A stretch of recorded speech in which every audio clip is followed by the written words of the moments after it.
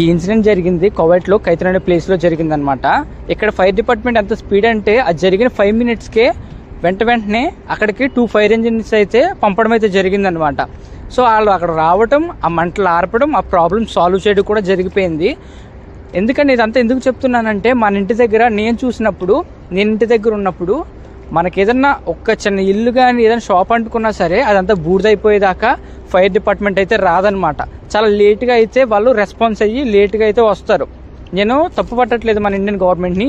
ఇలాంటి ఒక స్పీడ్గా వాళ్ళు కూడా మన అందుబాటులో ఉంటే మనకి ఎటువంటి లాస్ కాకుండా ఉంటుందని చెప్పేసి నేనైతే ఈ వీడియో చేయడం అయితే జరిగింది. సో చూస్తున్నారు కదా, ఒక్కటి కాదు దాదాపు 2 ఫైర్ ఇంజిన్లు అయితే రావడం జరిగింది. సో నేను నైట్ టైం కూడా క్యాప్చర్ చేశాను. అది లోపలికి వెళ్ళి అయితే తీయలేదు, లోపలికి వెళ్ళి తీయడానికి అలౌడ్ లేదనమాట. లోపలికి వెళ్ళి చూస్తే మొత్తం బూడిద అయిపోయింది. అది చిన్న మంట అయినా కావచ్చు, కాకపోతే ఇక్కడ గవర్నమెంట్ అనేది చాలా స్పీడ్గా అయితే